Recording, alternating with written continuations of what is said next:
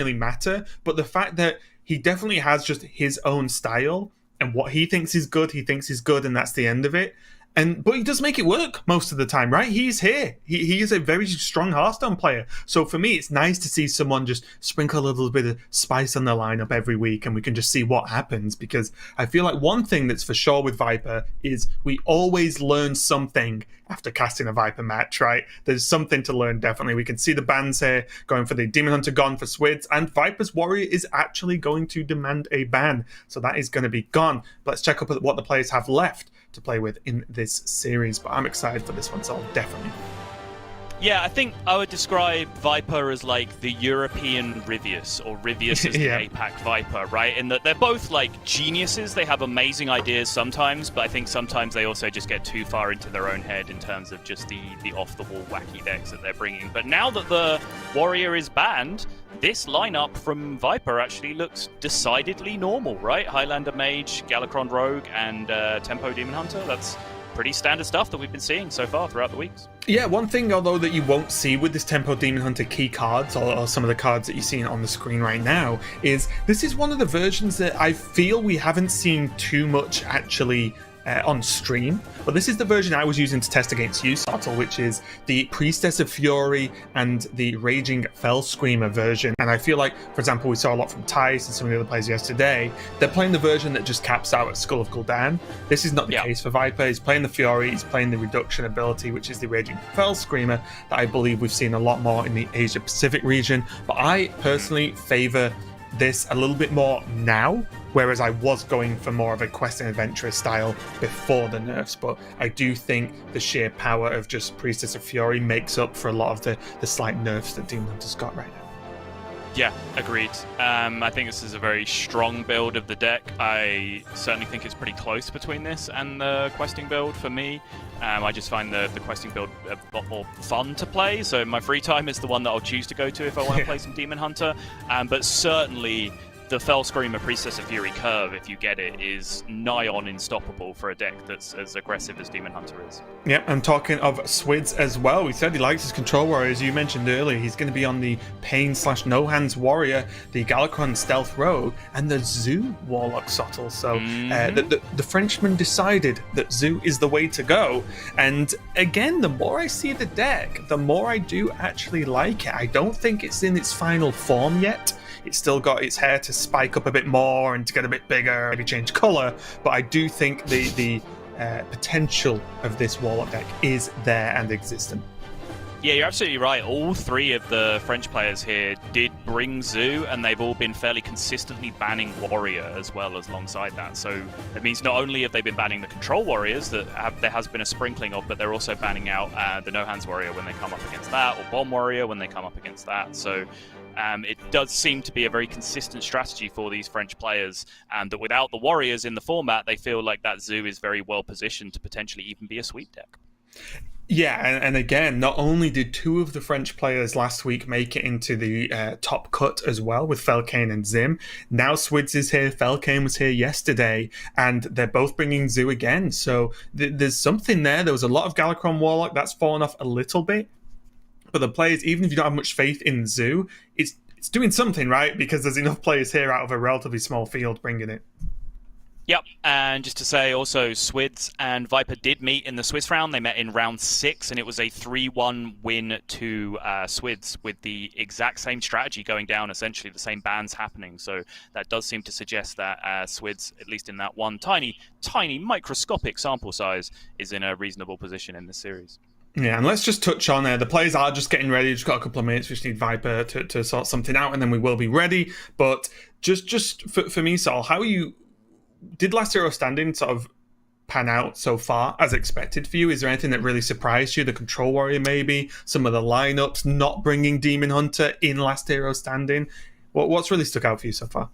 There's been some bits and pieces. I think the Control Warrior was more something that I, had to experience, actually watch one of the players who innovated it and brought it actually perform with it to understand its place. Now it kind of makes more sense to me. I think the most surprising thing that I've seen in Last Hero Standing so far is the 3-0 Mage sweep.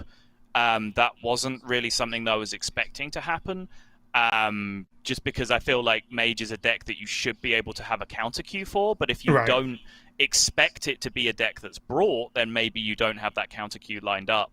But those are kind of the big standouts to me. I think other things is just a sprinkling, right? Because yeah, there were some players that didn't bring Demon Hunter, but overwhelmingly we're still seeing Demon Hunter attempting to be positioned as your sweep deck, and then other players trying to include tech cards to play around that. We've seen players respecting the mirror so much that they're including double ooze in their own Demon Hunter to try and make which to sure me that is crazy. Like, they can win that mirror and essentially leave Demon Hunter up and ban something out, and then try and position their Demon Hunter as a sweep deck. But honestly, if anything, like I really wish, and I let me preface this by saying that I do love the fact that we're rotating formats, but I would love to just watch Last Hero Standing develop for like a couple of weeks, right? And then we can rotate format again. But just let's build on Last Hero Standing for a couple of weeks. Imagine really interesting.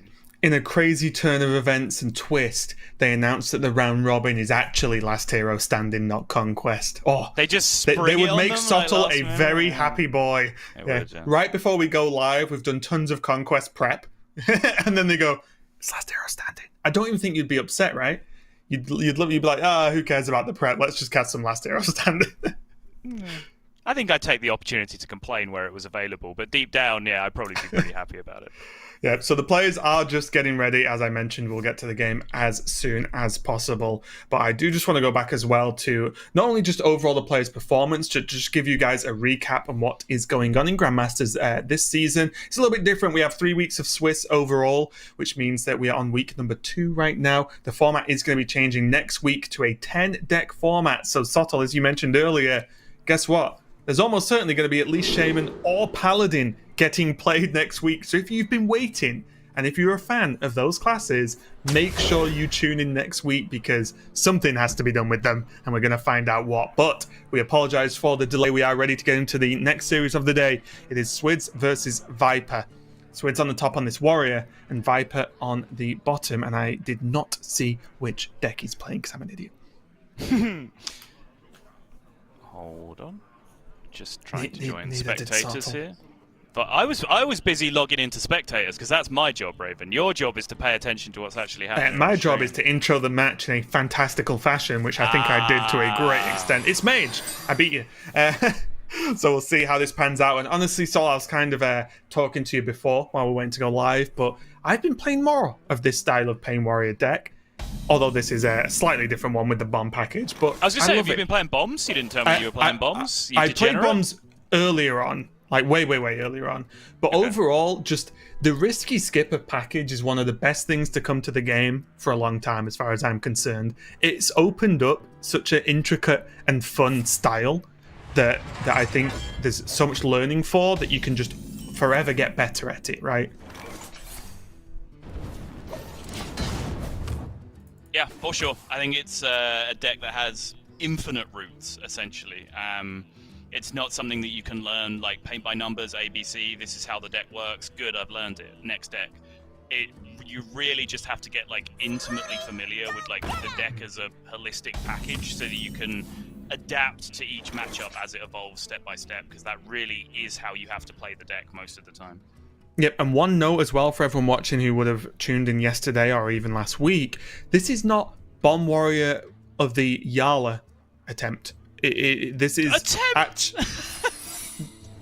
I'm really salty about the Clockwork Goblin, so I literally just looked at Swidz' list. I was like, if there's one Clockwork Goblin here, I'm going to go off. But no, this is pretty much the Pain Warrior with bombs in it, whereas Yala's list, although has some of the package, it is Control Warrior with bombs on it, right? It's Yala's is all removal, whereas Swidz is more of all this little combo deal self-damage effect. So I just wanted to point it out that although we've called both Bomb Warrior, they are different. They are not doing the same thing.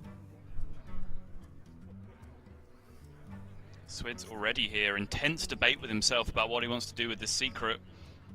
Whether, if it's a Flame Ward, he wants to potentially play around that with just a Terran this turn, whether he wants to activate it and then just redevelop. It is Ice Barrier, as we know, so none of that is really an issue. I want to offer up one of my signature Raven suggestions.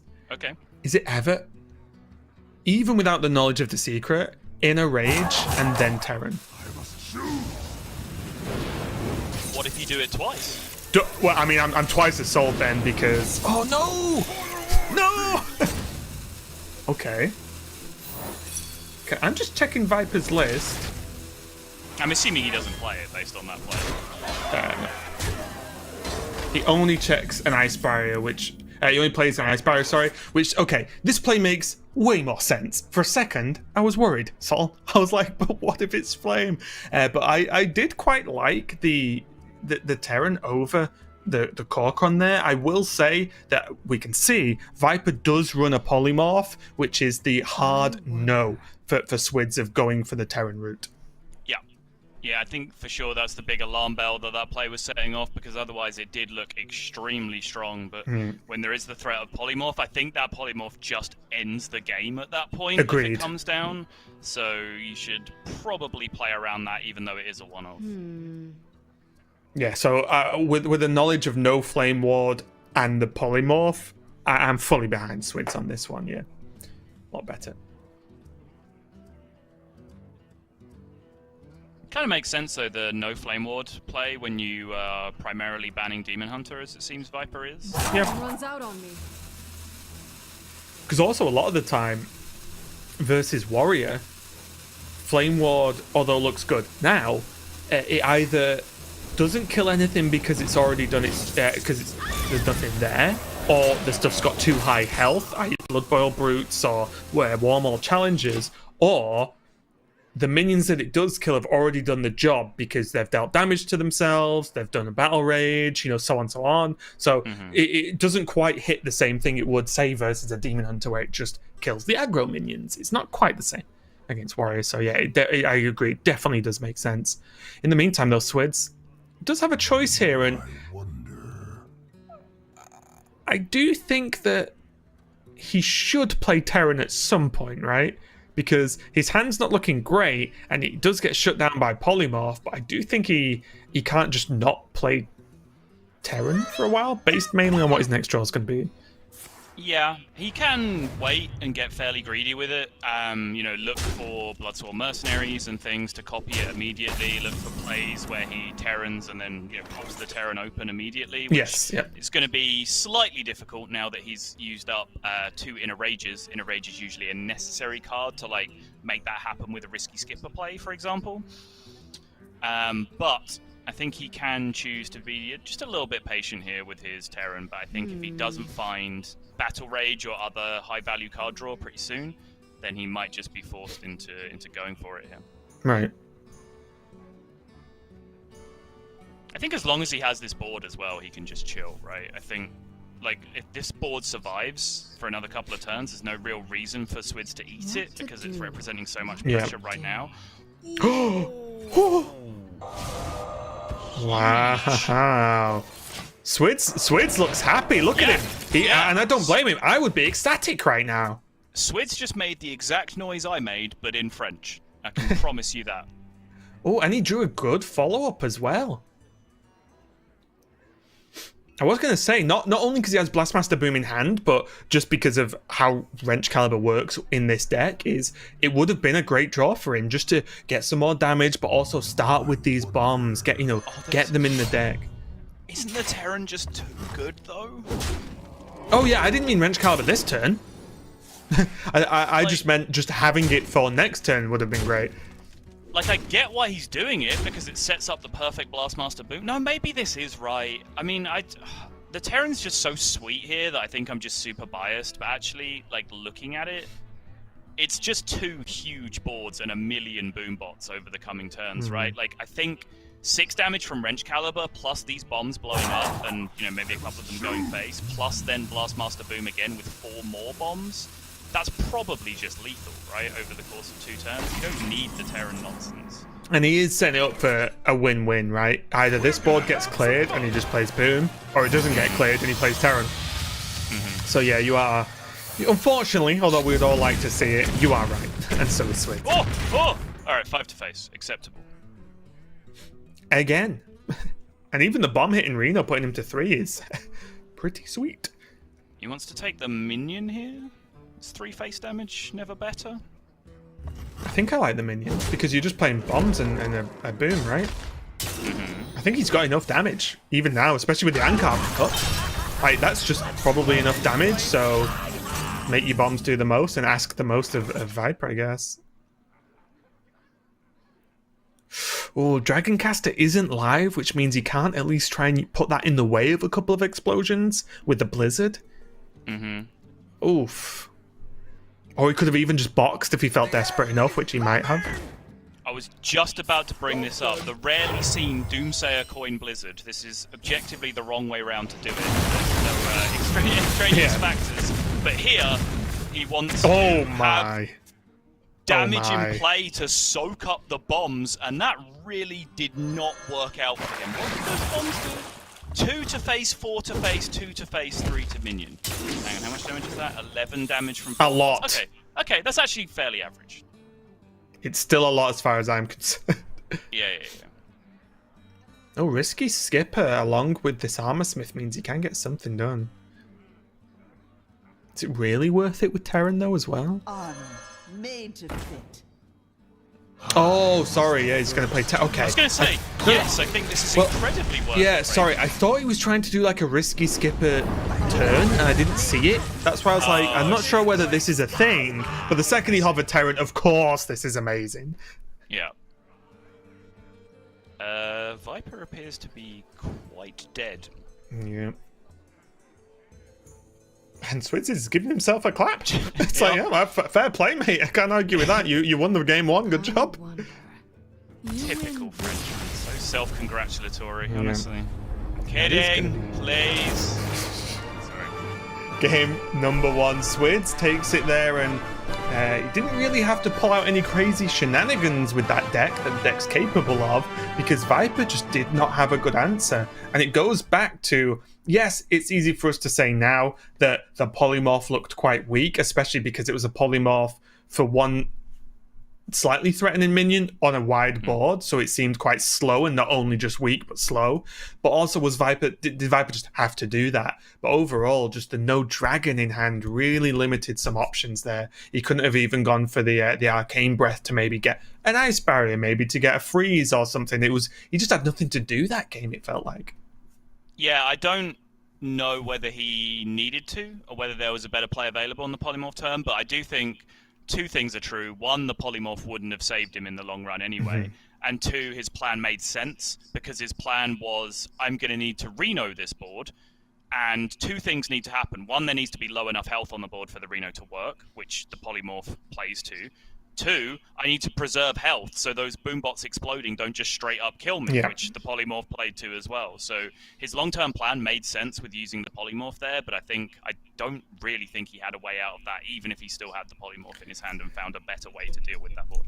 Yeah, and I do really like the double inner rage turn from Swidz. That was just one. It was, it was there to push a lot of damage, but it was just nice. I think some people might get a little bit greedy with inner rage sometimes because of how much of the deck it can activate. But yeah, just Swidz just saying, you know what, this is a lot of damage. I have a Cork run as well. I'm going to do what my hand is telling me to do here and get him in the face. But anyway, Swidz leading the match 1-0. Pretty straightforward one there over Viper, but there's plenty more to play for. He will be back on his warrior once again, but we're going to go to a short break while we set up game number 2. We're going to be right back with some more Hearthstone Grandmasters.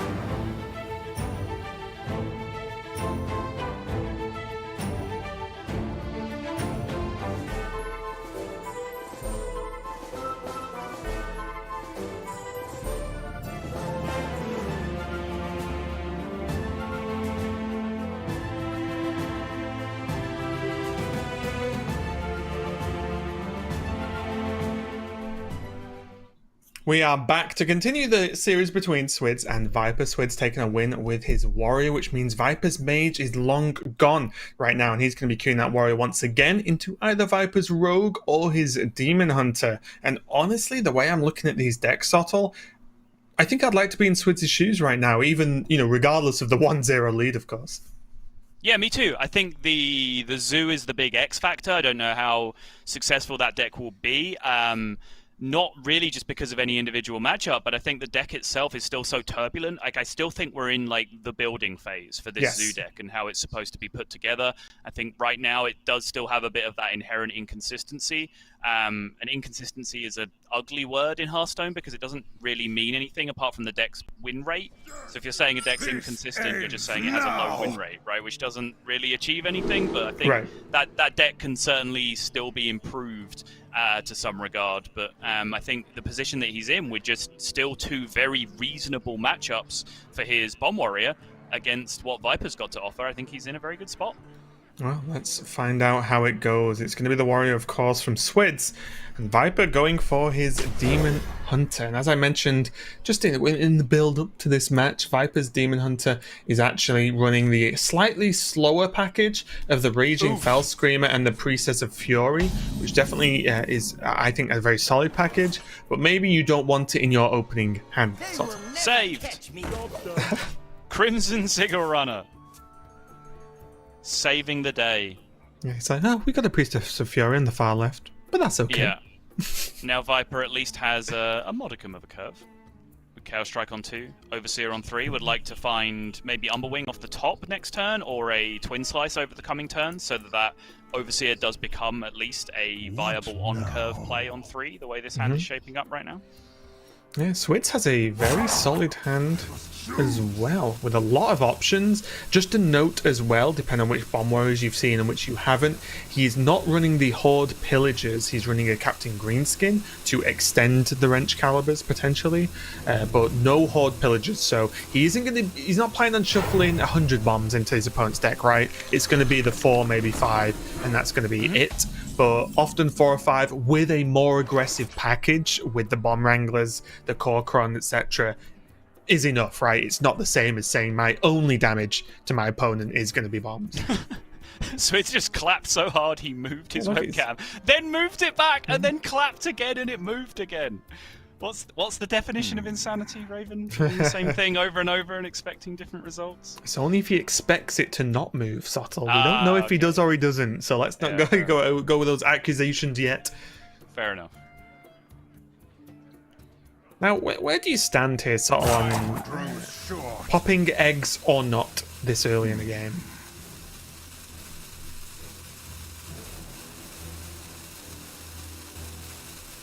In this position, I'm not sure. I think leaving it alone is. I think leaving it alone for now is totally fine. Okay. Because it's exactly in a Rage Rampage. There was a time where I thought if your opponent coins out an egg, they have a plan for it. But I'm realizing more and more that's not the case, because coin egg into Corsair Cache is actually a very viable curve as well. So it's not necessarily that they have a plan with it. So I kind of like just leaving it alone in Viper's position.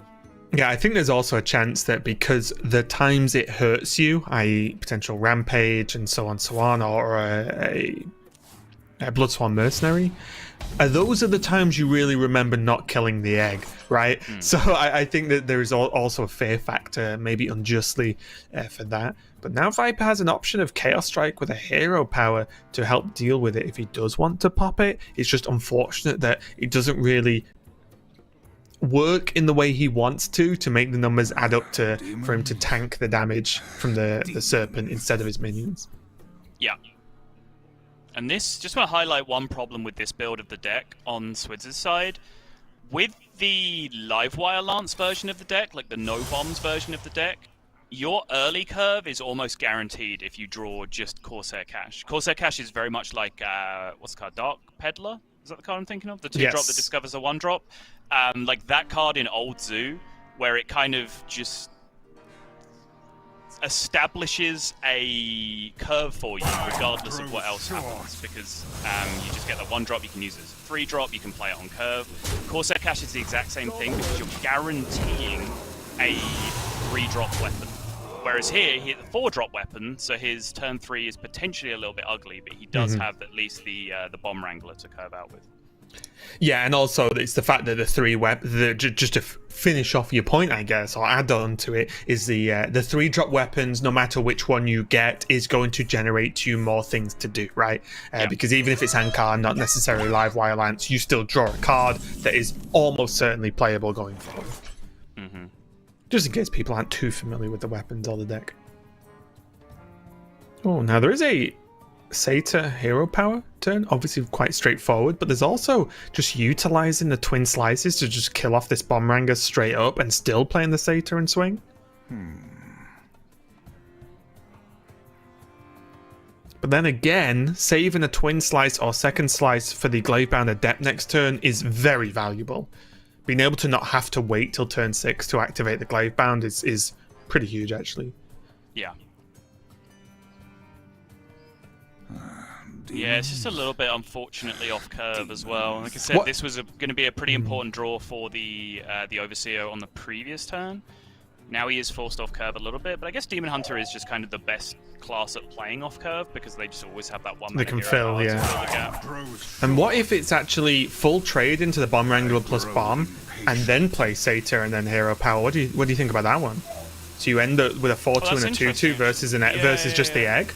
That seems like a reasonable trade-off, actually, and you don't have to worry about, is the bomb going to kill my Overseer, which is what I would be scared of. Or, alternatively, to the dome! Just play your biggest minion and go face. Always a solid plan in the game of Hearthstone, Raven. It seems to do the job. I just feel like this potentially opens up to a nightmare turn of many, many bombs, a serpent, and no demons on the board, basically. Yeah, it does require a Risky Skipper to punish you, though, I would imagine, and Viper hasn't seen Ankar yet, so he doesn't really have any signifier that a Risky Skipper would be in hand. He also, saw the Corsair Cash get played, and then the weapon didn't get played on this turn, so there's a good chance that it is just a Wrench Caliber that was drawn and not the Ankar. So I think he feels pretty comfortable here, just loading up and going in. And he does have damage, right? He has Chaos Strike, he has Glavebound Adept, he has Priestess of Fury. Priestess of Fury a little bit less consistent against this warrior deck than it is versus many other archetypes, but still, Viper's got some burst. Battle Rage is there. What was he digging for, I wonder? Risky Skipper, maybe, to say maybe I can take one more turn if I trade these minions in a bomb, but I don't know. It looks all just a little bit too slow, doesn't it? Yeah. No way to deal 1. It's a big deal. He can't self-damage his minions in any way at all. Doesn't even have Inner Ages available.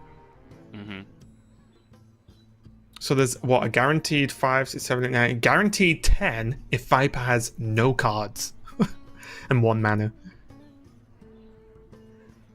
So he can make that 14, put his opponent to 2. Demons. Demons. That seems good to me, honestly. It's, 14. You're talking about Twin Slice Glavebound? Yes. Yeah.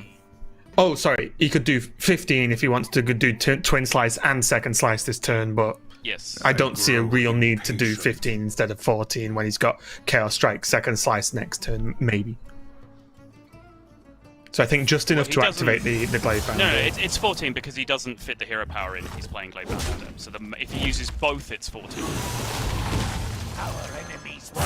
Wait, what? Right? Well, the Battlefield gains +1, right? Did you add the Battlefield? Am I not counting that? Okay. I don't think so. Right. You might be right.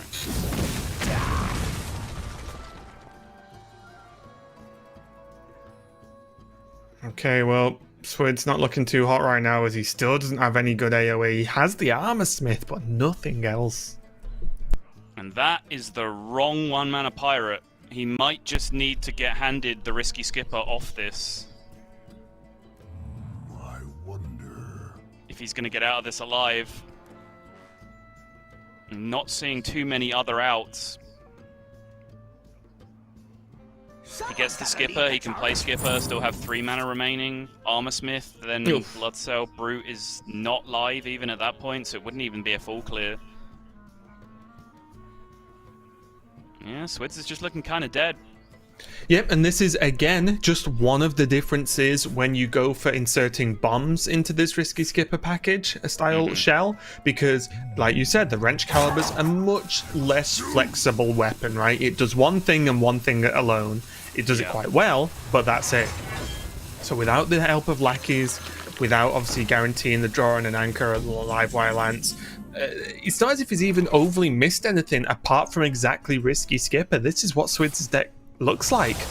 He's literally just missed the skipper. It's not like, oh well, he's not drawn the half of his deck that's good. He has. It's just the one card. Yeah, and I think, you know, now that I look at it, the wrench caliber, as you were saying, does just make such a huge difference in this matchup because, you know, direct equivalent, 1-for-1 replacement, those wrench calibers for live wire lances, he would have drawn a 3/3 live wire lance, which he would have been smacking into each of those minions, so none of those minions would have got to attack more than once. And on top of that, he would have been generating lackeys the whole time, you know, a rush lackey, a shoot lackey, anything that he came up with. Probably live wire lance on its own would allow him to regain board there at least. He would have still taken a good chunk of damage, but then that means that Viper would have had to play from hand and just go straight up damage from hand, which would give Swidz 1 or 2 turns more just to draw some cards, find the Risky Skipper, activate the Armor Smith. Yeah, definitely feel like the wrench caliber inclusion going the bomb direction does seem to quite clearly weaken the Demon Hunter matchup just a little bit. And that's the thing, right? That's the thing to bear in mind whenever we talk about the specific matchup we are casting at any one moment. The wrench calibers looked bad there. They look great versus mage, because a mage can deal with a board that you build, right? Which is what Swidz is basically sacrificing to a certain extent, is just the more consistent board presence, but he has a much higher guaranteed damage output, which is great versus slower matchups. So it's not like we're saying, oh, Swidz is using bombs, what an idiot, at all. It's just in that, as you quite rightly said, in this matchup, it's tough because you actually do need the board and you can't just swing a weapon freely and still live. But we are going to be moving on to game number 3. Viper taking the win, so he's sticking to the Demon Hunter, and Swidz moving on to his Rogue, which, just as a reminder, is the 2 of Galacrond Rogue, and it does look like he is running the Greyheart Sages, so Sol will give him a high five for that. But also, that might be a big deal here, 2 Frozen Shadow Weavers, Sottle. Yep. Now, that is a card in this matchup. This is, I believe, card for card, the exact list I play. So I am on board. This is going to be the easiest 2-0 of Swidz' life. Nothing beats this Rogue deck. It is unbeatable. No, but yeah, I genuinely think this is card for card, because like, you cut 1 Devoted Maniac because now you have so much extra card draw with the Greyheart Sages that you don't need as many Invoke cards in your deck to really guarantee those big Invokes on Galacrond. And so Devoted Maniac is just kind of a bad card in Rogue. Devoted Maniac is only really an acceptable card in the Invoke classes that affect the board immediately, so like Warlock and Shaman, for example. So you get to cut 1 of those and make room for other things. And I think in order to make this deck beat Demon Hunter, Frozen Shadow Weavers are necessary, and Swidz is playing 2 of them. So yeah, this is the list as far as I'm concerned for this deck. Okay, well, so I'll putting everything on the line here, and hope for your sake at least, that the Rogue does get the win, or I will laugh at you a little bit. But that's fair. Let's see how it pans out. The Skyveteer early on, not too bad. Again, a card I don't know why, but I can't get on board with. I understand why it's in the deck. I get why people play it, but it's just not a card for me. But it is going to do some decent job, as its 3 health is going to be at least half valuable here against Demon Hunter, right? Just to be able to maybe chip away a minion, farm some of the demons from the Umberwing, and so on. So it does have some value here, outside of just being a proc effect for the Sage.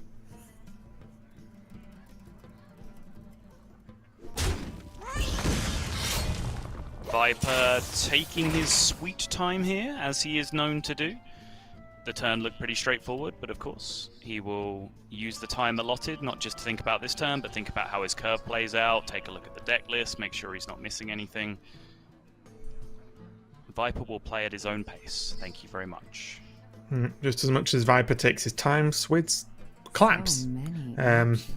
Yeah, I don't all the time. I'm pretty sure this wasn't a thing last year. I'm not entirely sure where this came from. In the shadows.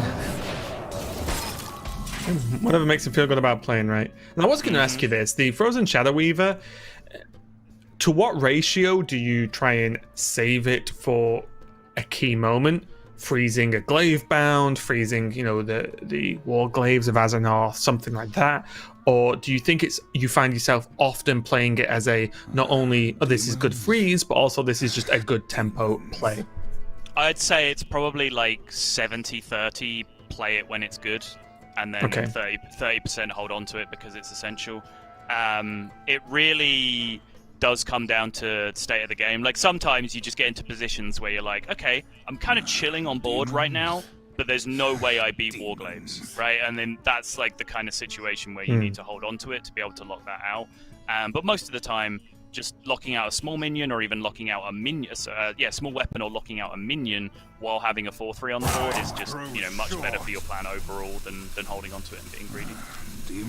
Yep, considering now you have to pay 4 mana for a 4/3 bird, the 3 mana 4/3 that freezes seems pretty solid, right, in terms of stats, not only as a defensive play with the freeze, but as an aggressive tool in itself. Yep. Viper, not got too many options, especially because he can't swing. He makes this Battle Fiend look pretty meager because he can't actually make it have to attack. There was a day, not too long ago, it had it naturally. Actually just full hard pass that turn from Viper. Didn't even hear a power. Pretty insane. Ooh. Evil Miscreant. Interesting note as well, it's something that is not a given in 2 of Galakron Rogue, is the Shadow Steps, actually. It's not guaranteed, is it? I've seen a lot of 2 lists that don't run it. But the double Shadow Step in this list means that there's even, if he really wanted to, he could bounce the Shadow Caster. Sorry, the Shadow Weaver, apologies.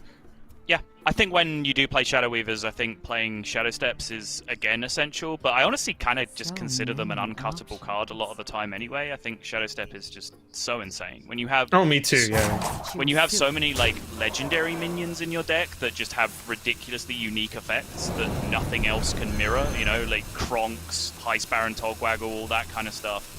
Like, Shadow Step is just such a high-value card. Not to mention how dramatically you reduce your Edwin scam potential if you pull Shadow Steps from your deck. Yeah, that's true. Swidz giving the Shadow Step his own play a little clap there as well. But yeah, the Shadow Weaver, again, just very... very effective right now, just especially against Viper's hand. Chaos Strike, double Warglaves of Azeroth, the Battle Fiend, the minion that benefits from you attacking. Yeah. I must say, I'm loving this from Swidz, by the way. Like, I know I'm sure it's not what he's actually doing, but just like playing his voice in my head every time he makes a play, just going, "Yep, nailed that one. Round of applause for me." No, you know what? Absolutely crushing it. You know what Absolutely I'm hearing? Crushing it. You know what I'm hearing? Let's go, Swidz. That's all I'm hearing now. He's just chanting his own chant for himself. Yeah. I wonder, it's just Chaos Strike this turn, right? Viper cannot hard pass. I don't think he gains too much from holding on to Chaos Strike, and it draws him a card that, guess what, might not be a weapon attack card. Mm-hmm. It hurts, but does it hurt more than just passing again? Yeah, I think he has to play it. I agree with you. He doesn't even have the mana to play it going forward anyway, right? Right. I think that's like my big motivator, is just like there's really nothing else going on in his head. Preemptively locking in the Warglaves of Azeroth spends the mana now, but whenever you use a coin with Altris in hand, gotta ask yourself some questions about life. Yep. But honestly, so far, like, you broke it down very well, as this is, again, like you said, Sottel's deck that Swidz borrowed from him to win the tournament. By the sounds of it. Did not say that, for sure. Continue. Yeah, but the difference a card makes, right? Shadow Weaver, yes, he drew it, yes, he had Shadow Step, but he has 2 of those of each in his deck, you know? And look at what he's done in just this one game sample size for Viper here. But I imagine it does something similar pretty often, right? Yep. It's crazy. So if you're wondering, if you're getting stomped by Demon Hunters on ladders, You can probably squeeze this card into almost any deck you're playing. It's just a decent enough card. So by all means, try it out. If you're struggling I mean, at yeah, home. if you were playing a deck that had an Albatross slot in it before, then this is like a pretty reasonable one-for-one replite. I think if wherever you are on the ladder is sort of heavily Demon Hunter infested, then sure. Viper's now saying, no, not again, you will die. Bringing the Warglaves in, going down to 12 health now, but finally being free, which is very funny because Illidan was imprisoned for 10,000 years, and I imagine that felt like 10,000 years for Viper as well. Oh, that backstab is insane. You think backstab double 3-drop, or are you rolling the dice on the Ethereal Lackey, or even maybe trading the Skyvateer first? I think, yeah, Skyvateer trade into the 3-1. I mean, it doesn't matter, but just in my head, I like to backstab the bigger minion. So trade into the 3-1. I don't know why. I guess trade into the 4-2, actually, just in case there's some weird world where you don't backstab. But that world doesn't exist, does it? Let's be real. I don't think so. No. Okay, well, the Seal Fate... So yeah, then it's just mystery. Yeah, this is what. For a second, I was like, well, do you Seal Fate it to keep backstab? But you're Edwinning, right? So this unlocks more, a bigger Edwin. So it makes sense. Didn't end up being too crazy, but still strong turn for Swidz. Edwin's on board. And now Viper needs something to get done. Altruist Eye Beam isn't too shabby, especially with the Crimson Sigil runner. It's 2 AoE, though. And then 3 damage. It's not enough. That's enough to at least he can kill. Well, no, what I mean is it allows him to kill the Van Cleef, right? And he clears up the 1/1. I just wonder if Viper needs to do something here, because his next turn is going to be Priestess of Fury. Is he really not playing the other cards this turn?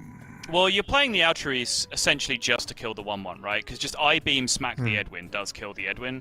So you could go just Eye Beam, then play Crimson Sigil Runner, and just hope that you draw a playable off the top. I guess. Instead of the Altruist. Maybe I'm in a negative mindset, but I just think whack the Altruist on the board, make Swidz have to kill it, you know, because he will, right? Do you see what must be done? Maybe he gets a twin slice, which would be insane. Yeah. Maybe he feels he needs to get a twin slice, right? You know, maybe that's where Viper is right now, in that he needs to do something pretty dramatic. A very justifiable place for your head to be at, yeah. Now he has Priestess of Fury, which again can recover your board pretty well.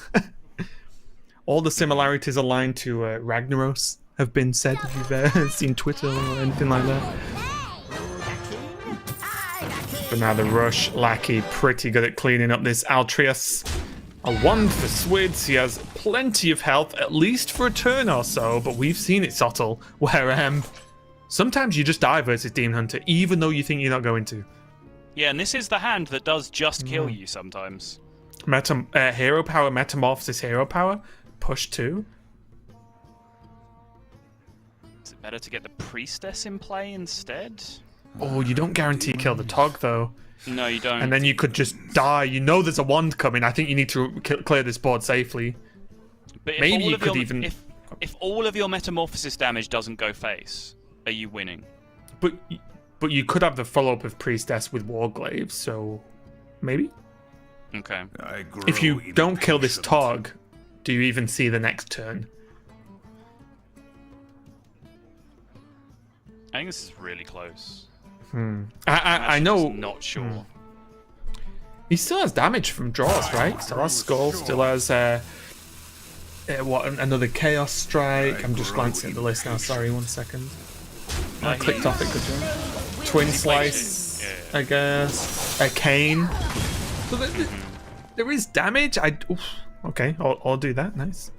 Yeah, I like this, honestly. I think that is the winning line as far as it sort of resolves in my head. Like, I'm willing to be wrong. I'm certainly not sold on that. But that is my instinct is much like, you know, Viper felt like maybe he needed to hit a top deck on the previous turn. He just feels like he needs to win that shot RNG to kill the to kill the Heist Baron. The flick saved the day there for Swidz. Oh, Scam. I think I always try and lock in as well that the Metamorphosis needs to be preloaded. But obviously, having a Priestess on board preloads the Priestess. So it's very, very close anyway. He doesn't currently have a dagger equipped, right? So the Double Abyss isn't lethal? No, he doesn't. Nope. Okay. So don't mind him sending it up, though. Nope. He can even just drop down all the other stuff if he really wants to, right? Yeah, play your stuff, put Taunt on something, make sure you get a dagger and hit him in the face this turn. That's basically where I'm at here. Was it ever worth actually Seal of Fate there on the Priestess? I don't think so. I think it spends too much mana. He's actually not going to equip the dagger this turn. I mean, I guess, sure, he has like 50 minions in play. Like, how important is getting that one damage he needs? Yeah, yeah, seems fine.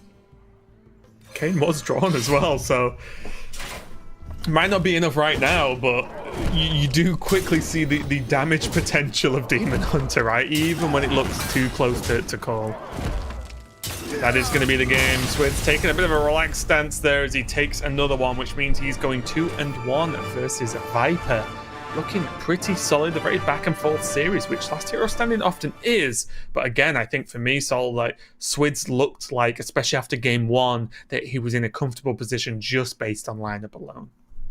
Yeah, I mean, and in that matchup, as soon as that Frozen Shadow Weaver came into play, like it really didn't seem it was going to go in any other direction, right? I do want to commend Viper because I think his scramble play at the end there was pretty on point. Like, just sort of, okay, what do I need to go right for me to win this game from this position? I think he sort of identified those outs pretty well from the way that I was looking at the game. But yeah, it did just feel like Swidz was very much in control there. Yeah, it's definitely one of the higher level things to learn when you learn Hearthstone the game is not only, oh, how do I play the game? It's when you're in a rough spot, what is actually the way you're going to win the game? What do you need to happen? It can't be, oh, these are my cards, this is what I have to win. No, you have to play with what are the best outcomes for you when you're pinned into a corner. And honestly, it doesn't work most of the time if you're really losing, right? But if it works some of the time, well, that's enough. You know, that's all you really expect from situations like that, right? Right. So we are going to run now into the Rogue Mirror. And as far as I can see, the only differences in these lists is Viper is down 2 Frozen Shadow Weavers, up 1 Devoted Maniac, the second one coming back into the deck, playing 1 Togwaggles Scheme, Raven. It's a very Viper thing to do, isn't it? Can we make the game go longer? It is an extremely Viper thing to do. So, key targets for Togwaggle's scheme, basically Togwaggle and Krunks, question mark? That seemed like the top 2 for you? Yeah, I mean, essentially... I mean, you'd probably say Greyheart Sage, wouldn't you? And just be like, think of all the cards you could draw. Dude, if you put 20 Greyheart Sages in the deck, you could draw 2 Greyheart Sages every turn. Oh, there you go. But no, obviously Togwaggle's scheme is like an anti-greed tech. So honestly, when in those matchups where it's going to be useful, you're going to get into the position where like any manner of discovered dragons, right, end up being the target for the Togwaggle scheme as well.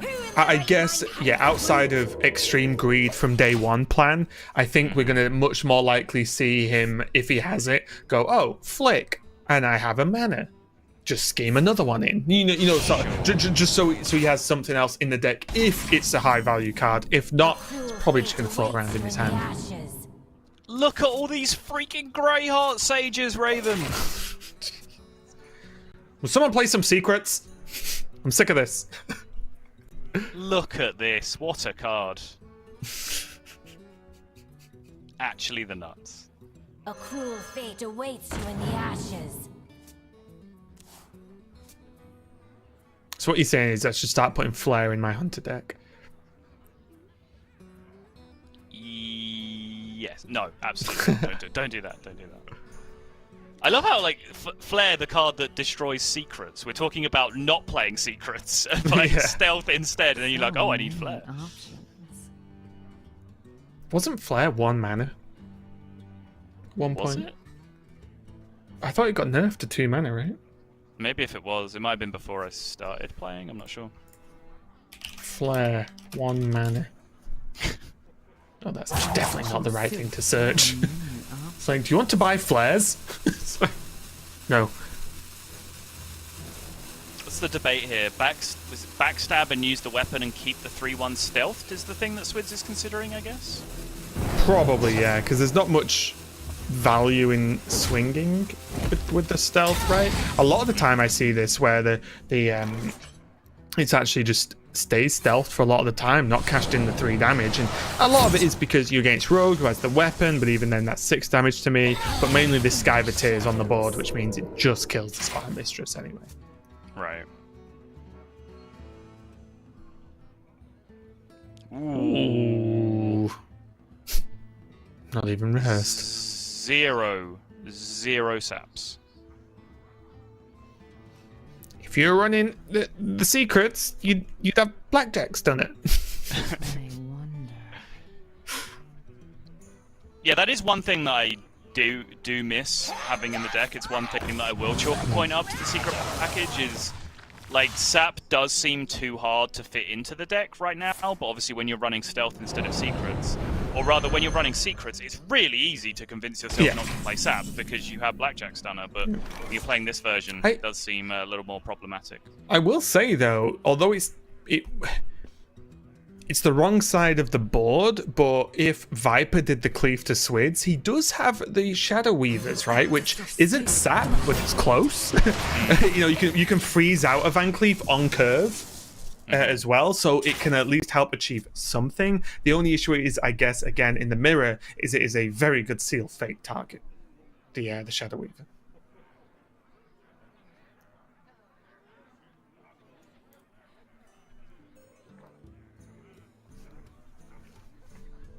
I'm not entirely sure what this plan was with the Shadow Step on the previous turn.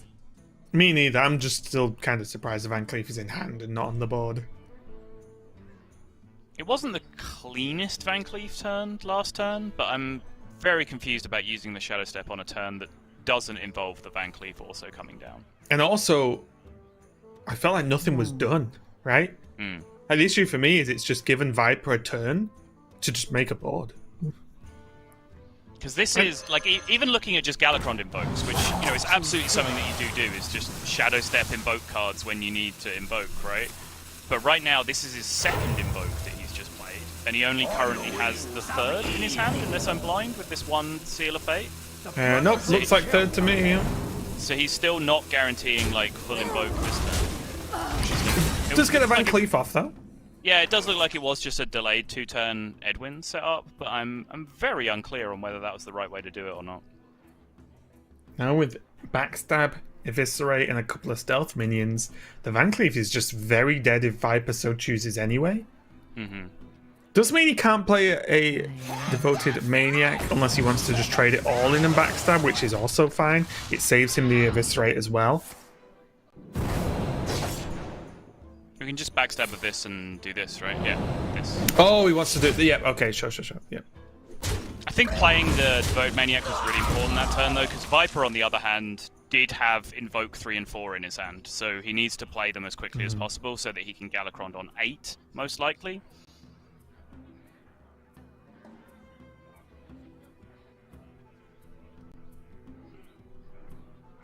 Do you need to Kronks here? I mean, you know my opinion, Sol. Do you ever need to Kronks? You still haven't told this story. The viewers are very confused by what you're talking about. I've been playing Highlander Rogue, and I accidentally did not put Kronks in the list, and I ended up going something like 75% over 40 games win rate. So now I'm just not putting Kronks in the list ever again, and it seems fine.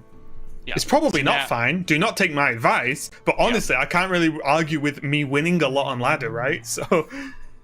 But the really special Raven twist on this is, you know, because he was winning a bunch of games in Dumpster Legend, he's now telling everyone that you're not supposed to play Kronks in Highlander Rogue and that he's a genius.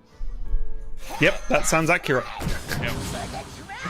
Just try it though. You never know. Have you tried it without without Kronks? I have not. No. There you go. Could still be the best thing ever.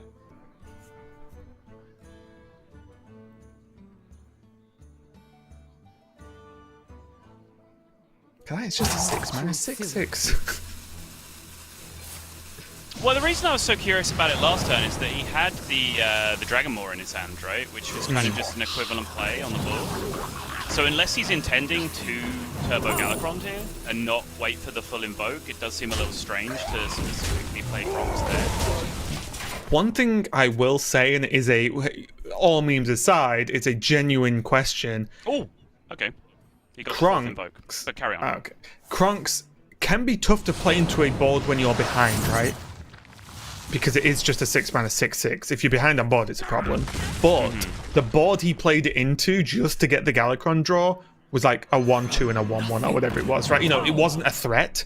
So maybe that was just the safest turn to just get it played and drawn. Because then what if Viper makes a more threatening board and then he doesn't have time to spend 6 mana on, you know, a kind of a blank minion? And by that I just mean no taunt, no rush, no battle cry that has a direct impact on the board the turn it's played. So maybe Swidz just saw his opportunity to just play a clunky card and just went with it, you know, over the Dragon Maw.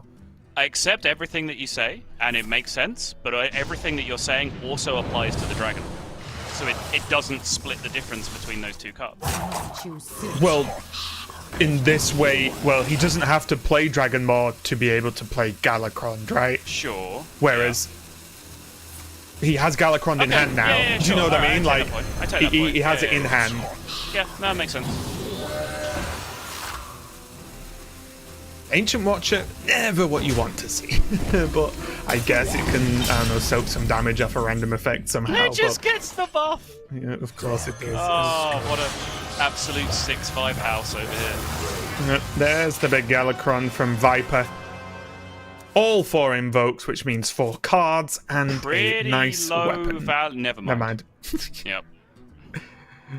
And honestly, even the Shadow Step, normally 0 mana cards from the Galakrond is bad when they're already 0 mana. But honestly, like a Shadow Step, if your other cards you drew are good, I mean, we've talked about Shadow Step, right? It's just a good card. So he could actually just Tog, get a thing, Shadow Step, whilst playing the cards to make space, of course. Yeah, it's interesting though, because the way this is panning out, no one has an overwhelming like tempo advantage, and we've already reached like the Galakrond phase of the game. Yeah. It might have been different if Viper was able to pick up like 2 other chunky minions to play for 0 here. But honestly, like a million Wondrous Ones might not even be the play here. Yeah, exactly. Viper just takes Crown.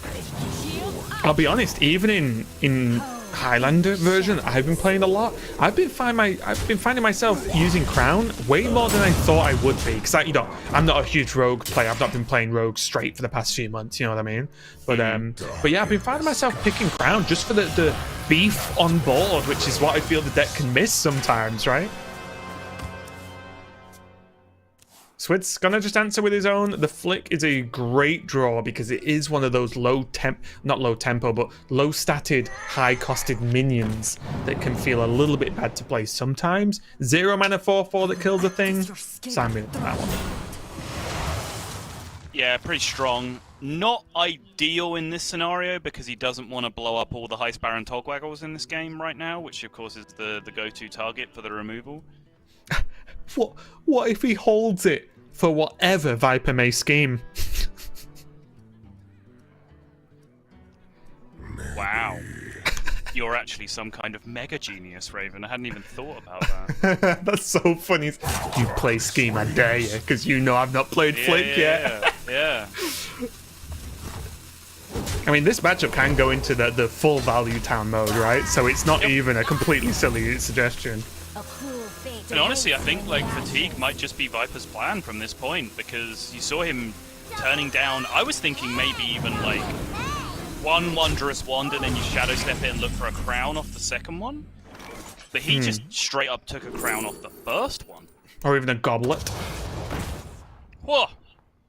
Well, that's good. I think bad. this Flick might be coming out of Swidz's hand. No. I think this is perfect. And this might be why Viper was so quick to take the Crown, right? Because he knows he wants to get that Flick used because of the Togwaggle scheme that he's playing. You're going to go deep into this strategy right now. But maybe Swidz knows that, so he doesn't flick these. what do you do with them though? You sap one and then So honestly, question mark? with only...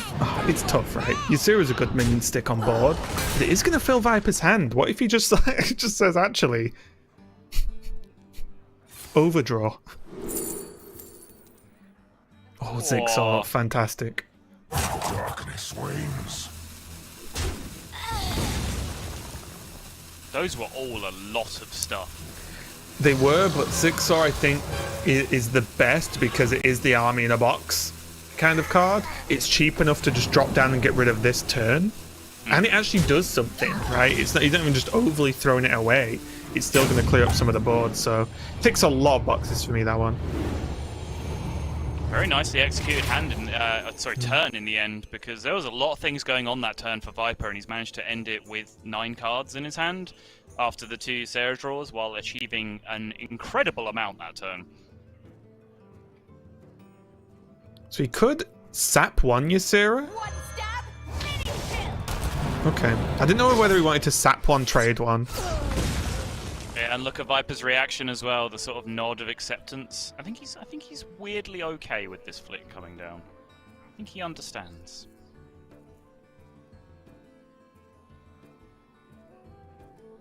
See, now if he ran the secret package, he could potentially blackjack his own flick for raw value since he's not got a Shadow Staff.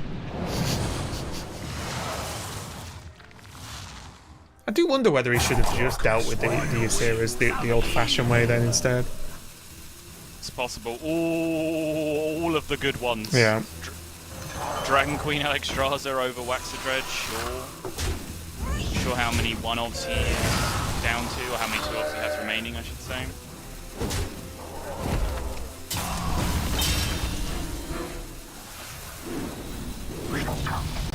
These players just going at it in the full value mode, and this Ancient Watcher is getting beefy. 8 attack now. 8-5. It's stealing every buff. It's outrageous. Oh, Awakens? Is this just too good of an Awakens to not do? You can push 10 this turn. Wow, wow, wow, wow, wow. Yes, I think it is. I will say, outside of the Awakens, Viper's hand is a little bit of a dud right now, isn't it? There's a whole lot of nothing going on in terms of just pressure to win the game.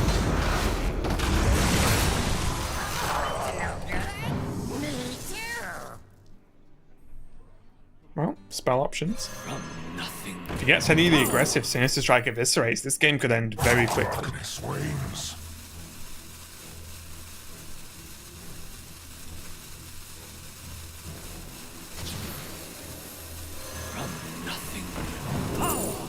He got the value contract. Yeah, I was leaning towards contract. I was just sort of letting it rest because I figured you were going to go down the secret train. I was going to give you your moment.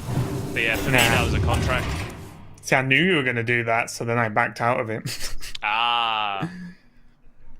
And here is Dragon Queen Alexstrasza. Let's see what Swidz gets to answer this. A Deathwing, and I can't even... Oh, a Nazari. It's as good a time as any. Wow. Mad Aspect Nazari. That's insane. That Nazari might have just single-handedly given Swidz a chance in this game. And I just want to see Viper's face when the Nazari comes down, because the fact that he's swung the weapon, he's got Swidz to 13, which is rough, because it means that it's not just the value It's play. also just the fact that he's exactly 30 after losing the armor as well. That's what I mean. So not only Viper did have the value play to go for, he had the aggro play, and now Nazari, and yeah, Viper looked to the side, deep breath, can't believe it. All right, we're back into value country now, Viper. Can get himself a nice Dragon Queen Alexstrasza this turn. That's kind of exciting.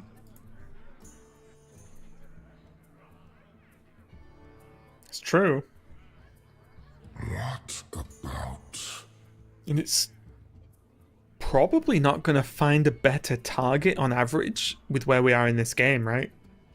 Like, Togwaggles have been played correct, which means, yeah, there's not much else you want to hit or duplicate.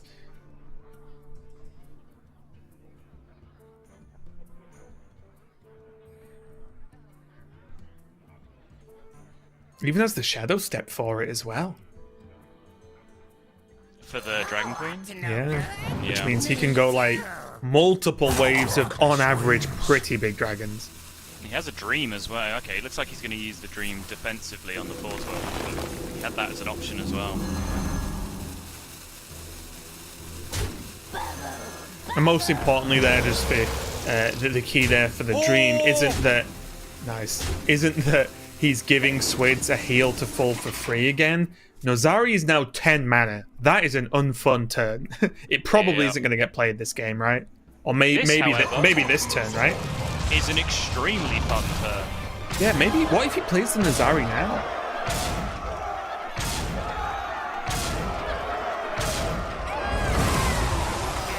Is it actually worth? Get it out your hand? Spend 10 on a 4-12 right now? Maybe. I don't think it's the most ridiculous You thing gain you've 5 ever said. health, right? Yeah. You know, like... 12-6 into a 9-drop. Yeah, I'm never sure about this. This like half-injured Deathwing Evolve thing. I think it's wrong. I genuinely think it's wrong. He does have Ethereal Lackey, though. So... Oh, 2 Ethereal Lackeys. If you don't know what that card does, it makes spells cost 1. Yeah.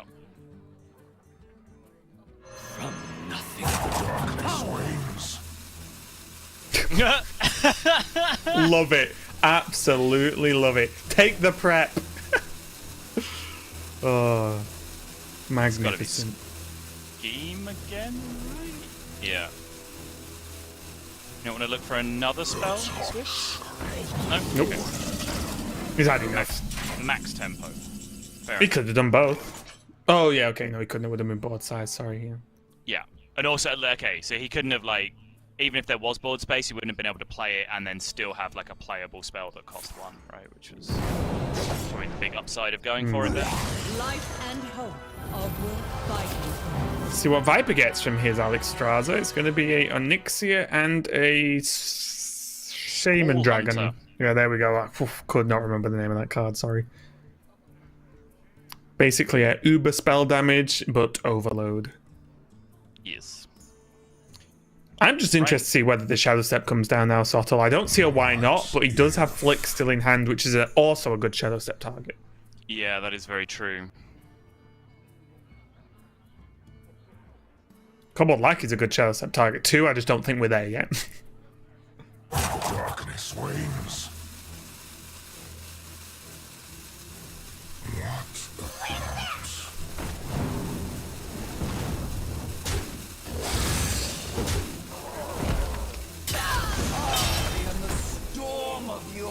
Yeah, not too much of a surprise there. It's too good, right? I think so.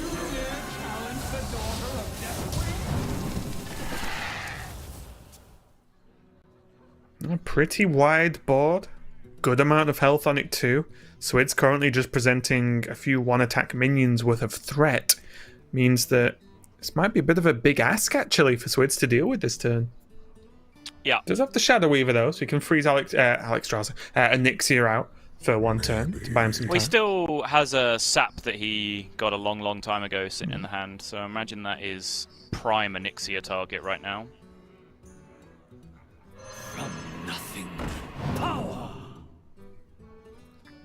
Plague of Madness, pretty impactful.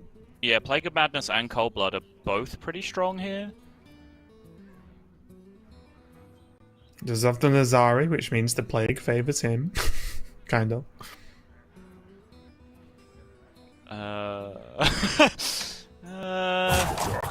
Maybe. Well, he's going to take more damage than Viper, right? At least initially, because he's face tanking the big boys.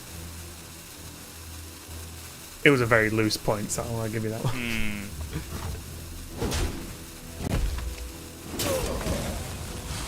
It's going to be Shadow Weaver to come down, just buy him some time to deal with this Onyxia.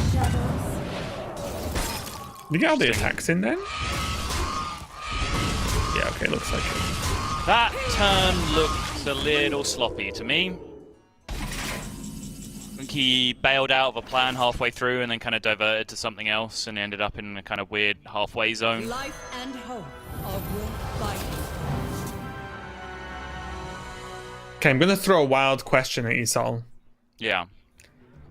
Because he just drew the scheme, Was it ever worth waiting a turn or so to scheme Alexstrasza? And I know Alexstrasza would not be active straight away because you shuffle them in, but I wondered if it would be worth, because if you just shuffle 2 more in, well, you draw 1 and it's active instantly, right?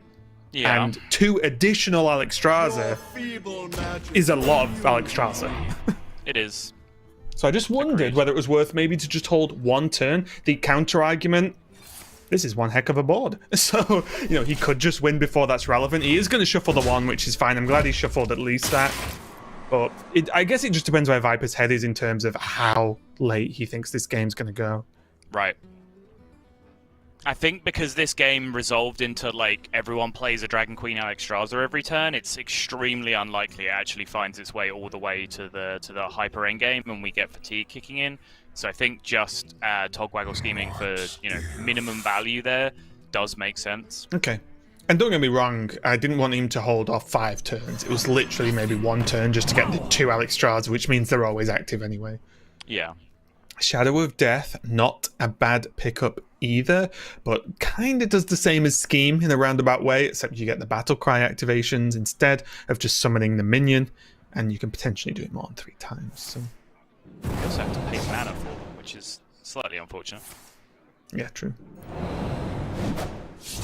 Darkness wanes. Still feel like Swidz is on the back foot though, because his hand just does not look as good overall. For sure, yeah. So, even the sap on this Onyxia, I get it, because he's dead otherwise, but Yep. the Onyxia was a 5 health Onyxia, which means it can just be replayed again this turn, which then re-throws out all the whelps as well. Just trying to find a turn where he can full heal again somehow. It's why I wondered whether he should have just dropped it down on the Deathwing turn to just have a 4/12. Mm-hmm. Yeah, it's definitely a possibility. It's like the one turn where you do enough with 10 mana, right? Because you get to play the Deathwing for free. Yeah. I think I'd like the Alexstrasza again, honestly, and maybe even just kill off the Shadow Weaver, because you just saw Swidz had a bit of a problem to efficiently deal with this. Why not? I feel like Draconic Lackey has a lot to answer for in the current metagame, sort of, or at least in the tournament metagame. Yep. It's so weird because, like, Lackey decks before Draconic Lackey appeared were almost entirely, like, tempo decks, right? And so when Cobalt Draconic... Lackeys. Yeah, when Draconic Lackey was announced, everyone was like, ooh, this is the bad one. I don't want this. But I don't want to interrupt my curve with some stupid dragon when I'm busy, like, playing Kobold Lackeys and hitting my opponents in the face. But then suddenly, just that one additional Lackey has just unlocked this, like, whole ridiculous late-game value situation. Viper is going to get rid of the Shadow Weaver just to remove it from the game, basically. He doesn't want any Shadow Steps, maybe some schemes, maybe whatever being involved here, because it is a very pesky card to deal with. Looks like Swidz has no other choice but to drop the Nazari, but that is his whole turn. So he actually isn't healing up to full. He's healing up to what? What's that then? Going to be 12, 13. So he's already going to take 13 on the backswing. Okay, 12. And yeah, he just healed him. It was like an Alexstrasza, wasn't it, really? Once the attack's made, of course. I want to see the dream on the Nazari Sol so much. Even though it's probably better to just do it on Alexstrasza. But still, I just want to see the dream on the Nazari. Again! Yeah! Whoa! The trade. Okay, I'm surprised he traded it.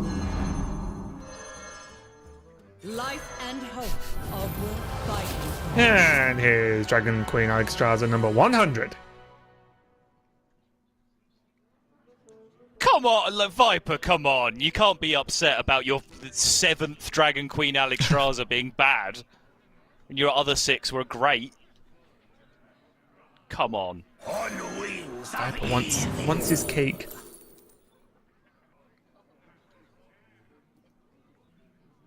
I think Evasive Draconid looks really good here.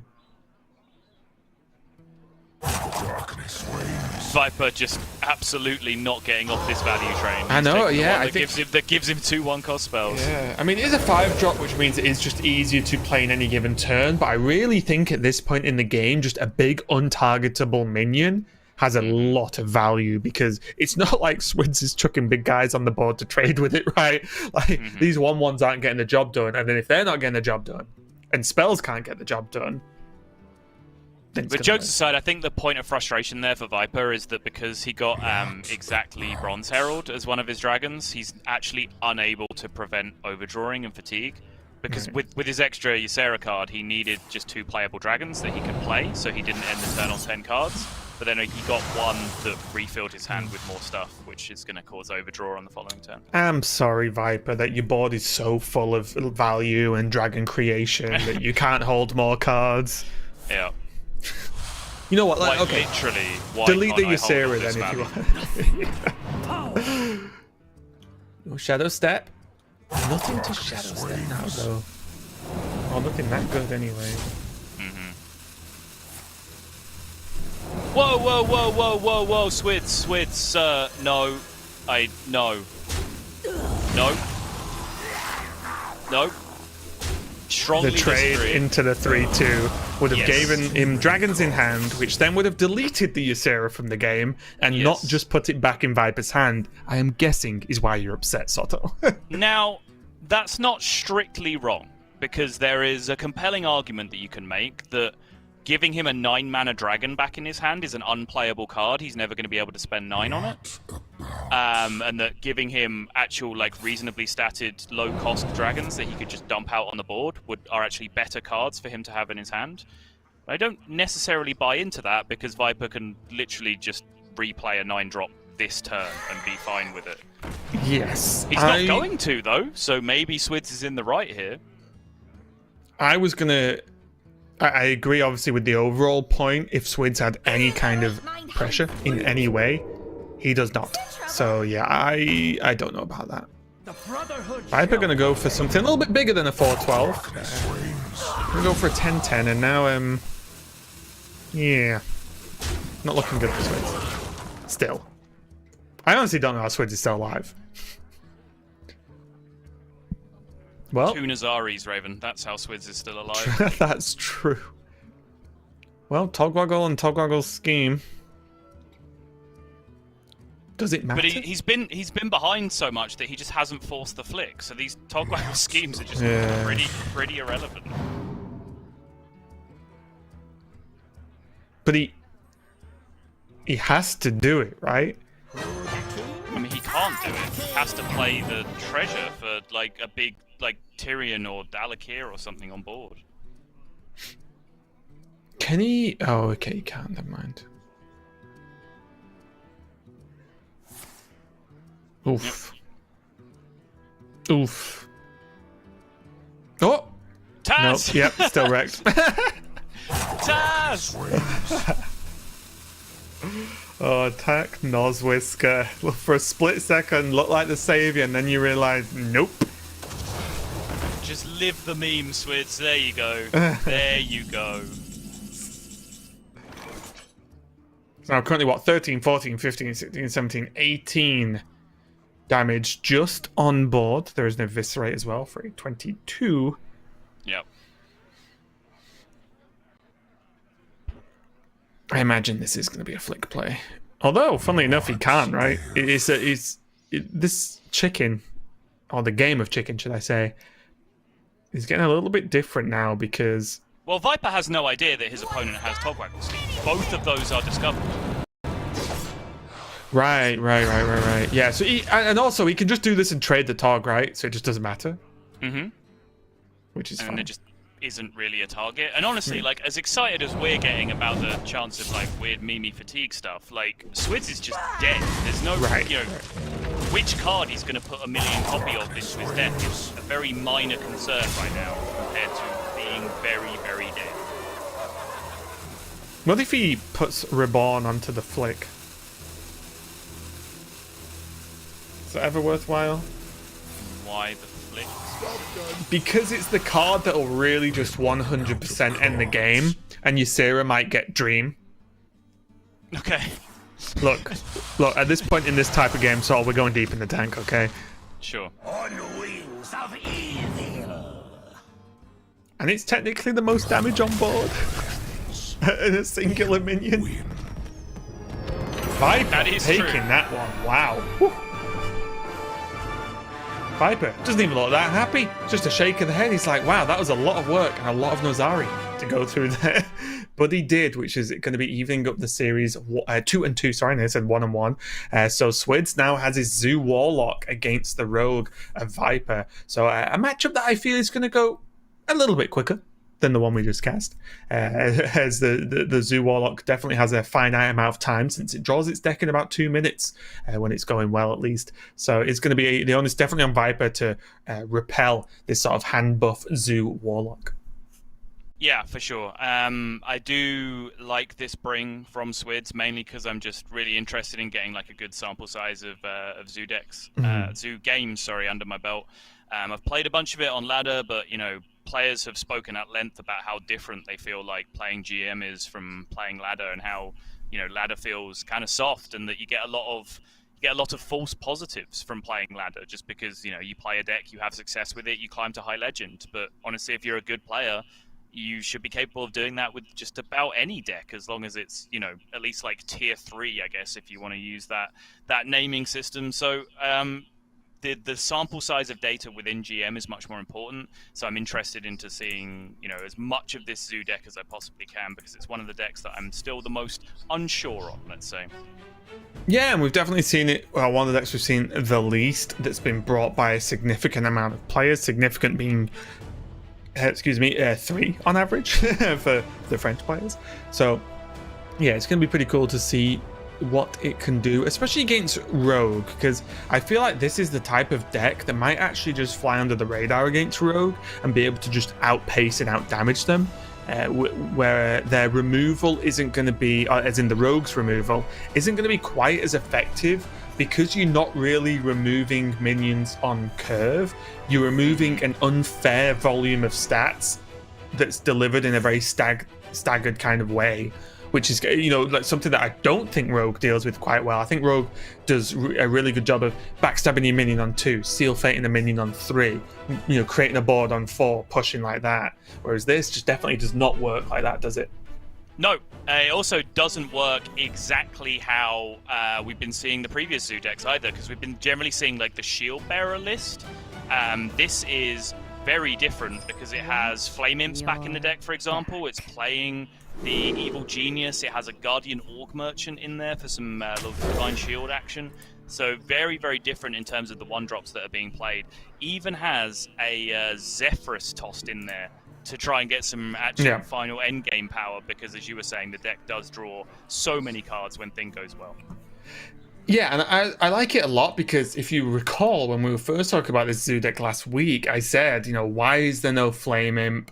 Why is there no more like Zoo style minions in there? It looked a little bit too fancy for me with, say, Stone Tusk Boars and the Shield Bearers. This is much more of a list I can get behind, especially with those Serpent Eggs. This looks like the list that caused me the most trouble on ladder last week, when I ran into it, at least. Mm-hmm. Just get into the game. Spy Mistress on 1 along with a Pharaoh Cat. Again, not the normal Zoo style that Viper should be expecting here, so it's not like, oh, what's the best minion to trade versus his, on curve plays. Well, Swidz might well not be playing a natural curve anyway. I think we've seen a lot of varieties of clap from Swidz so far this game, and I think that was the easy clap coming out, because he has drawn the absolute nuts here. Scrap Imp, Expired Merchant, Hand of Gul'dan. All of the power cards that he needs, he has every single one of them in his opening hand. Yep, literally every single card Felkane wishes he had last week in his final few games, because these are the cards he missed and why he lost, basically. I don't even think that's too crazy to say. Felkane lost because he did not have these 3 cards in hand. Absolutely. And you can see the curve, right? The Scrap Imp on coin, yes, it means that Viper's not got too much to interact with. Got to work out whether he even wants to attack with this 3-1, but then the Expired Merchant throws the the Hand of Gul'dan, sorry, which means he draws tons of cards. Then it can maybe kill off and he can do it again, but even with that 1 discard, it means that this Scrap Imp's going to hit many cards going forward. Yep. Is this like literally the perfect opening? It is, right? Yep. Choose soon. I Actually guess doesn't get any better than this. I guess to be uber perfect, you want a Nightshade Matron off the draw, so then you can discard again on curve, sort of thing. You know, Yeah, if you want to go too crazy. The second expired merchant. Sure. If you want to get into like, yeah, what's the perfect cards to draw here, then yeah, like also you'd like to hit a magic carpet off the draw, maybe. Yeah, you know, yeah. if you want to really get deep down into it. But in terms of early curve, yeah, this is as good as it gets for this deck.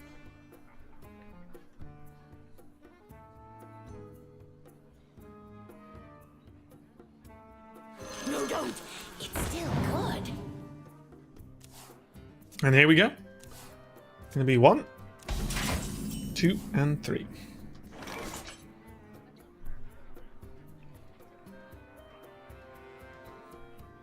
In the meantime, Viper knows he's basically having to brace himself at this point because he knows what's coming, right? As soon as that scrapping goes off next turn, he's Yep. certain to be in a world of trouble. And I don't think there's any expectation from Viper that there'll be anything but a huge board of angry minions on Swidz' side next turn, right? Like, there's Right. no way this doesn't happen with the way the deck is built.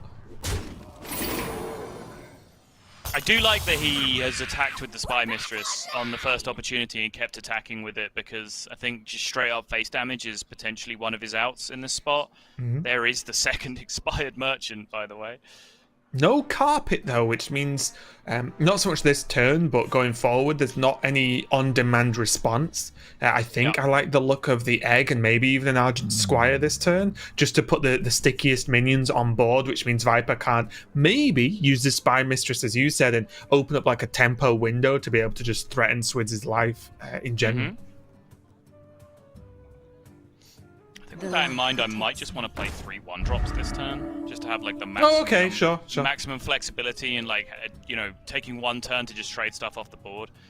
Because obviously, you know, you do want to reserve some 1-drops for the Magic Carpet sometimes, but if you can just use those huge 1-drops to just get ahead of the play anyway, then you're kind of mitigating the need for that Magic Carpet to swing back afterwards, right? Yeah. And welcome to the deck, basically, here for Swidz, because Viper knew this was pretty much going to happen now, and it's all on him to decide how and if he can respond. We can see the Spy Mistress can take down the Flame Imp, but then I'm already running out of ideas. Does he bounce Pharaoh Cat, replay Pharaoh Cat, and then go for Edwin Van Cleef along with the Draconic Lackey to just say, I'm just going to make one massive guy, you either trade everything in or we can race? Yeah. Because I don't see anything else that even remotely gets there, Sottle. It does look appealing. I don't think like miscreant into lackeys here is going to have too huge an impact on the board state.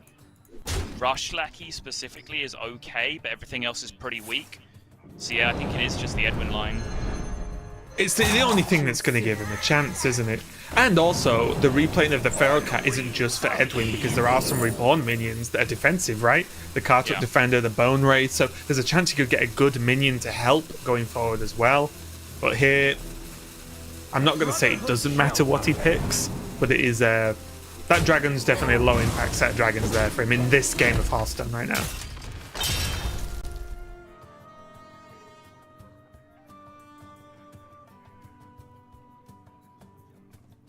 Both of them threatening 10 damage each. Seems fair to me.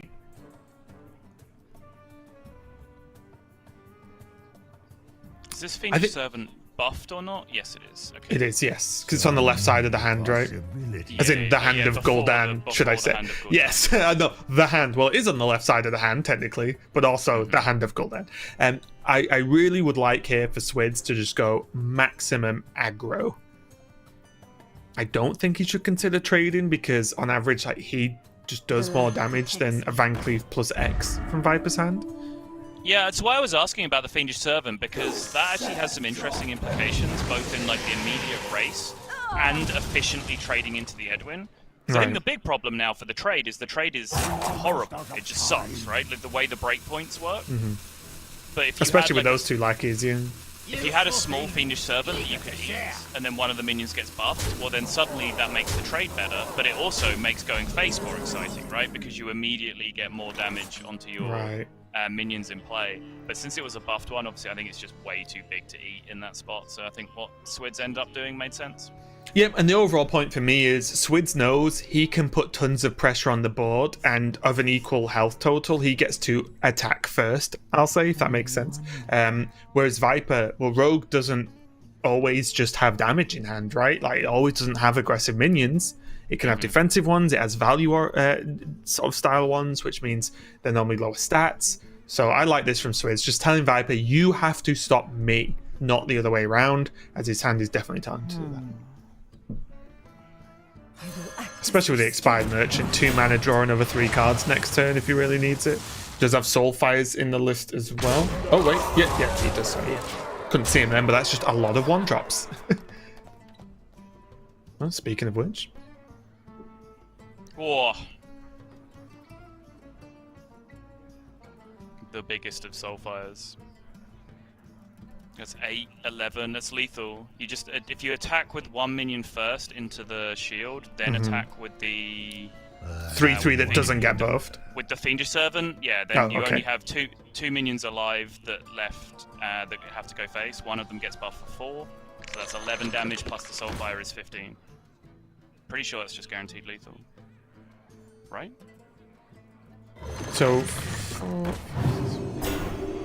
Yeah, I'm pretty sure it was, is, right? it is. You 100%. Suicide the 3/3, then you attack with the 4/3, and then the only targets that can get buffed can attack face, and then Soulfire is lethal. It also actually didn't matter the order of which you put the 3/3 in, right?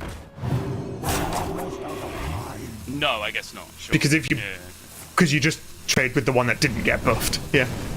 But yeah, that was La Lethal, but it was missed. I don't know if it's going to lead to any realistic outcome for Viper that is positive, but Swidz definitely missed the trick on that one. And the strange thing about that one is I don't really think it was a mind-blowing one either. You know, that it wasn't like overly tricky, was it? I don't think so, no. It's just the... Oh, well, Swidz is shaking his head now. Yeah, I think Swidz just realised. Well, now we're here, and Viper still appears to be pretty dead. Right. I give up. And there it is. Swidz going to take the series. Bit of a misstep at the very end there, but it did not matter in the outcome, and it looked pretty good, right? That is, if you want a showcase of why people bring that deck and why that deck exists, there you go. Because then when you do that, I don't really know what deck is supposed to be that subtle. Like, the actual opening seems almost unbeatable as far as I'm concerned. Maybe the heavy control warrior could do it, but that's it. Sure, when it hits the nuts, like, lights out, game over, body bag, zip it up, right? Like, you're just done. The problem with the deck is, how do you build it so when you don't do that, you can actually occasionally win some games of Hearthstone? Because, you know, I think the build we saw Felkane playing, he quite clearly demonstrated when you don't do that, you don't win games of Hearthstone, because he didn't get to do that in like any of his games with that deck, which is super unlucky. But I think now with, you know, Flame Imp coming back in, with Evil Genius being added to the deck, the eggs as well. Yeah, like... the eggs being in there as well. I think that list is probably more capable of winning a game of Hearthstone without hitting the nuts like that. But there's also the games where you just hit one of the power cards, right? Where I think the deck is already pretty powerful. Like if you just hit the Scrap Imp early, you're already chilling, and then you can get your Handful done later on into the game, and it's still pretty fantastic. So there's lots of middle ground still to be explored with that deck, but I'm happy now in GM that we've at least seen both sides of the coin, the absolute nuts draw and the absolute dumpster draw. Yeah, me too, and I do think the deck has got legs going forward, especially with the Sacrificial Pact slightly affecting Galakrond Warlock, but as you can see, that is how the day is progressing. Swidz taking down Viper means he is going to be facing Hunter Race for that top spot and to get straight out of his group and to see them tomorrow. And also in the elimination match, we have Boston versus Viper later on, which means the loser of that is done for the weekend. Still a pretty successful week for week 2 of Swiss of Grandmasters, but still you do want to go as as far as possible. And then the final match of the day will be the loser of the winners versus the winner of the losers, and then that's going to decide the second player to go through for tomorrow. So I'll just give me an eye roll counting check to see if that was actually a correct sentence. Yeah. The winner of the losers versus the loser of the winners. Yeah. Yep, nope, story checks out. It's just an awful lot of words. But yeah, I think, this is pretty standard stuff for card games at this point. Like this double elimination bracket that we go into, we see it more and more. Just really giving players like the longest format possible, right? Like days of Swiss into a double elimination bracket. Like you struggle to get a bigger sample size out of what we're dealing with than that. Yep, I believe so, and we are going to be checking out Hunt Race versus Swidz now, getting straight on with it, with Swidz with the Demon Hunter banned out, and Hunt Race having his Warrior